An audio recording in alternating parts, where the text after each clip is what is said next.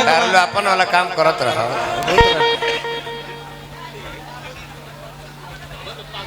बड़ी सुंदर लोकगीत आज के जन गवाता बबीता सागर जी गौली। हाँ जी।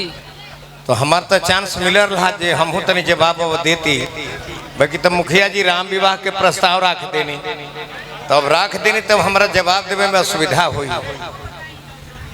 अभी ना आप तब राम विवाह के कथा, बाकी देखिए हम राम विवाह गाइले, बाकी जौन लिखल बा मानस में तौन गाइले। हमने के घर में माता बहन जौन कहेला उ हमरा से ना हुई, वो हम ना कर सकेले। नौछुर नहवावन चुमावन ये सब हमने अब हमनी के ना गाइले। कहे से कि देखिए हमनी के तनी कड़ेर जिला के आदमी है जा मेहररू गीत कम गाइले जा। घर आंगन में जन माता बहन लोग आवेला वो चीज हमनी से ना होके। केहू ब्यास भोजपुर जिला के हुई नुगैती ठाकुर नु राधा किशोर नु कमलवास केहू बरथो शर्मा से ना नारी चरित्र ना गाइले जा, बाकी प्रसंग आवत नहीं। ओके मुखिया जी का देश बताओ।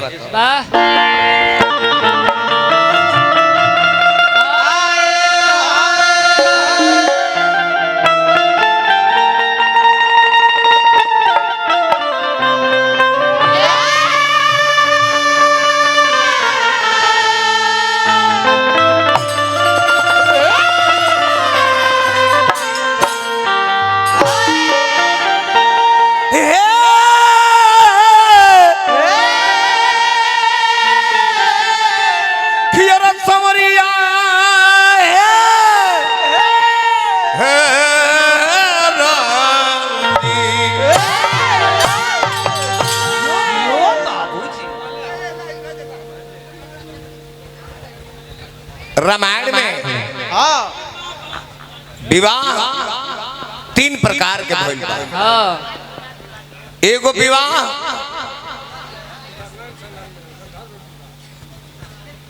नैन से नैन मिल गई फुलवारी में। एगो विवाह राजा जनक धनुष यज्ञ के प्रतिज्ञा खोले बड़े एगो विवाह हो जा। एगो विवाह माड़ो गाड़ के घर आंगन में बरमाला डाल के मंत्र उच्चारण करके भइल। 3 प्रकार के राम के विवाह भइल। मनु बाबा फुलवारी वाला विवाह सुना। उठे लखन निस विगत सुनी अरुण शिखा धुनिका गुरु ते पहले जगतपति जागे राम सुजान।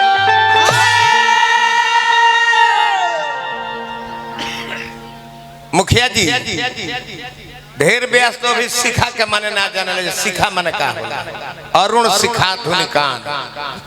शिखा माने मुर्गा होला, मुर्गा के आवाज ओकरे के शिखा। अरुण माने मुर्गा, शिखा माने लाल कलंगी वाला। उच्चारण कैले बा।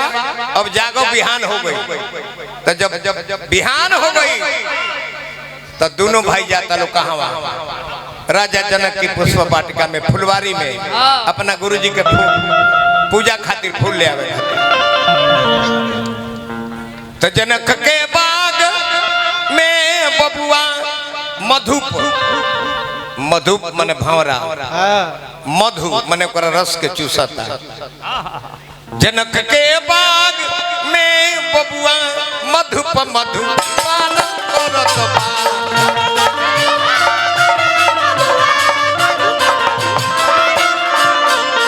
जनक के बाग में बबुआ मधुप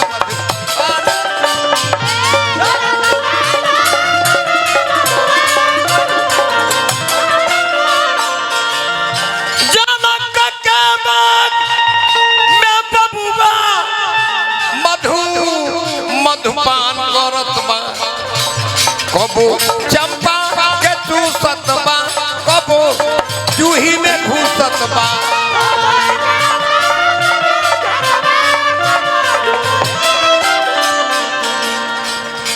कबो कहता किए बेली कोरोना हमरे से अठ खेली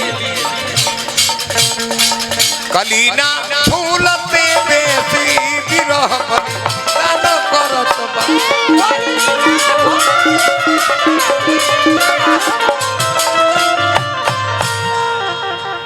मान्य श्री प्यारी राय जी सैकड़ों रुपया पुरस्कार देनी बार बार नमस्कार बिहारी राय जी मान्य श्री बिहारी राय जी के पुरस्कार पानी मिजाज गदगद भइल आनंद में जीवन बीतो आई गेंदा गुलाब जूही चंपा चमेली बेली संझा सूरजमुखी केवड़ा कमल के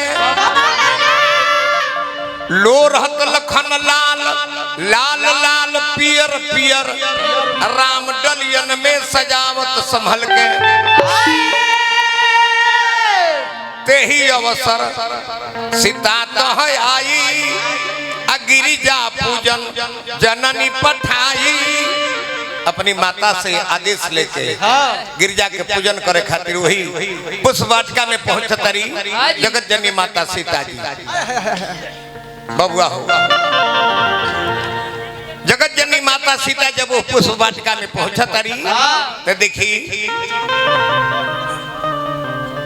कि कंचन के थोरी यारे ली हली कंचन के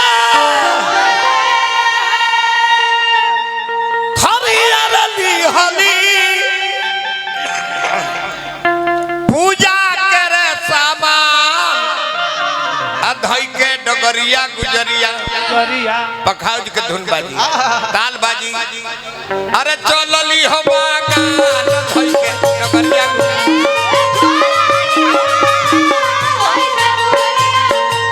चलली हो बागान धई के डगरिया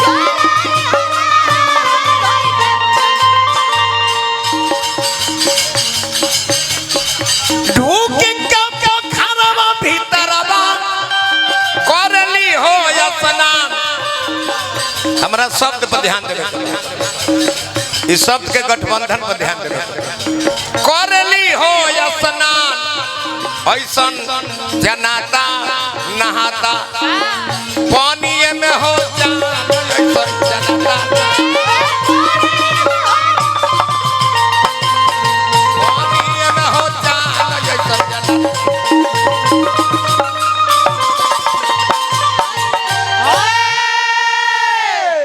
इतना सुंदर छवि पोखरा के भीतर में स्नान करता लोग भगवान राम लक्ष्मण से कहले कि हे लखन लाल हमारा तक कुछ गड़बड़ जाना था तने देखा ना कहीं गीत गौन गवाता का कि लक्ष्मण से कहले भगवान जरा बबुआ करना अनुमान हमारा जनाता गवाता बगिए में लगिएगा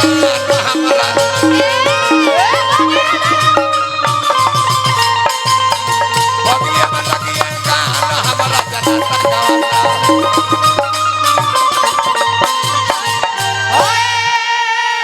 हमारा जनाता जब बगीचा में कहीं गाना होता है आ वही समय में दोनों भाई फुलवारी में फूल लोढ़ता लोग यानी जगत जननी माता सीता जौन बा पोखरा में स्नान करके आ जाता लोग गिरिजा पूजन खातिर आ तब तक सिया राम की नजरिया तब तक सिया राम की नजरिया फुलवरिया में लड़ी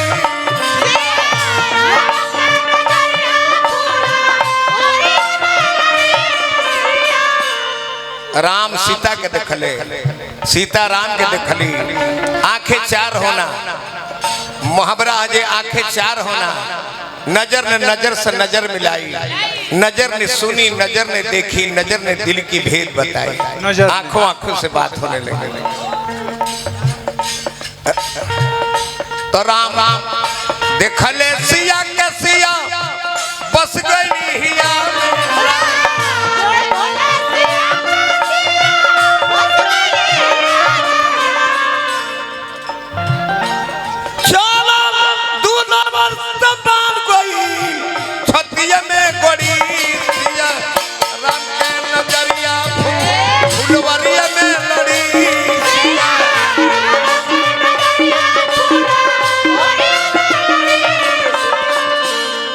ये सखी बड़ा कूदत थाना दावत तारू बात बाबा तो कह तारी के हम देखले बानी तन तारल से मुंह से कातना वर्णन करी अगर देखले भी आंख आ मुंह से कहे कर रही तो ढेर कहे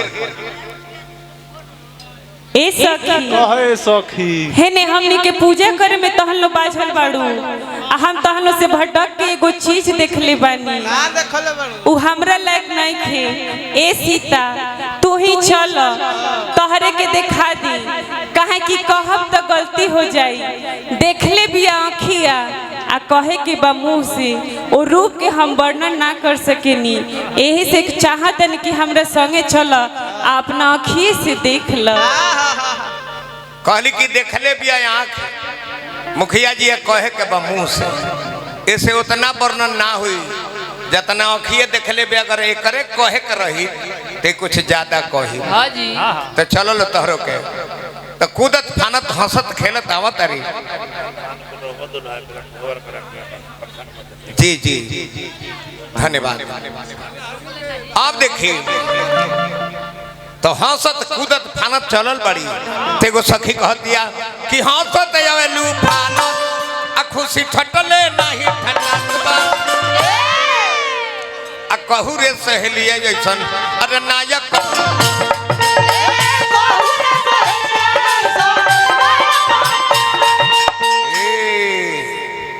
ये रे यहाँ के तो हम देखनी है कहीं का आई रार स्वागत बा है नहीं आई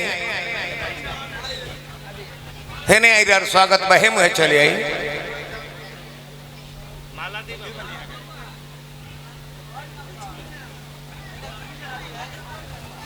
दिया तक हम अच्छी हमार ई ना पियर हुई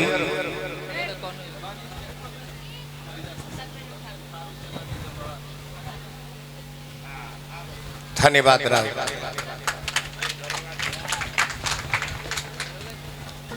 माला ना देनी है महिला के माला पुरुष के डाले के ना ऐसे हम गमछिए के माला बना देनी है जी कहाँ अपना खुश बाड़ू कि हम सो आवेलू खाना खुशी ठटले नहीं ठटत बा अरे कोहरे सहेली ऐसन अरे नायक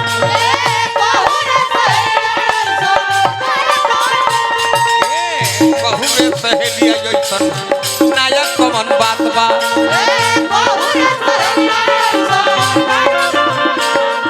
ये सखी नजरी से देखनी कैसे कही के बता दी चला ये सहेलिया तनी तोहर के देखा दी नजरी से देखनी कैसे कही के बता दी चला ये सहेलिया तनी तोहर के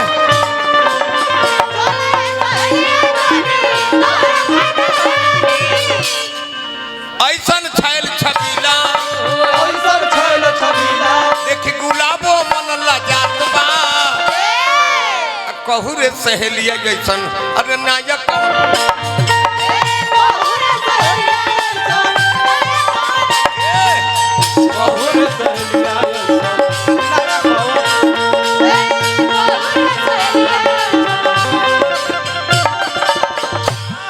बता दो सखी तो कहते कि चलो देख लो तो कुल्हिया नहीं गईली सब लोग तक लगली उनका ओरी राम भैले चांद ओ यार पियो ओहो कुल्हिया नहीं गईली तक लगली उनका ओरी राम भैले चांद सीता बन गईली चकोरी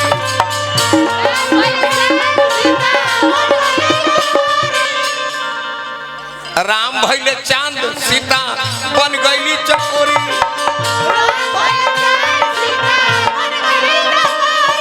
करत गई तिरी जिकिरी अरे करत गई तिरी जिकिरी प्रेम भीतर लप लपात बा प्रेम लप लपाई शब्द डाले बा इसे सांप अपना जीव के ना निकालला वह है प्रेम लप लप करता करत गई तिरी जिकिरी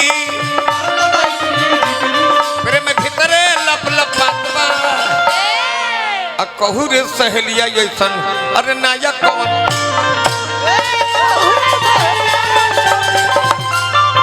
कहू रे सहेलिया जैसन नाया कौन बात बात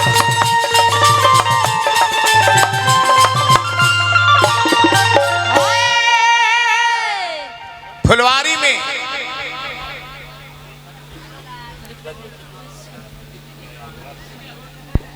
आज मुखिया जी अपने हाथ से वीडियो बना रहे हैं काहे खातिर अपने जीवन के यादगार खातिर अपने जीवन के यादगार खातिर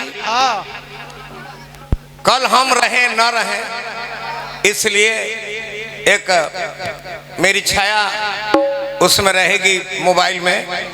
इसलिए हमारे मुखिया जी अपने समाज में गांव के लोगों से मैं पूछा ये कितनी बार मुखिया बने हैं तो बोले कि आजीवन जब तक ये खड़े रहेंगे तब तक बनते ही रहेंगे। क्यों? क्योंकि अपना घर का विकास न करके पूरे समाज का विकास इन्होंने किया है। इसलिए मुखिया जी आप धन्यवाद के पात्र हैं। जय हो। प्रेम भीतर लपलपाया लागल है देख लीला सीता जी और राम के नैन से नैन मिल गई आ गिरजा पूजन खातिर जाता रही माता सीता गिरजा पूजन खातिर माता सीता मंदिर में जाता रही। आ जब मंदिर में जाता रही माला जब उनका गला में खसत रही गिरजा पार्वती के तो स्वयं माला गिर के सीता के गला में पड़ जाता। तब लो एगो छरेलिया नाम का रहे 1985-86 में ओकर गीत आई रहे झरेलिया नाम का रहे। हाँ कि हाथ में मेहदी मांग से दुर्वा बर्बाद कजरवा हो गईले बारे बोलम परत सवा में गईलन बारे बोलम परत सवा में गईले करवट में सवेरवा हो गईले करवट में सवेरवा हो गईले।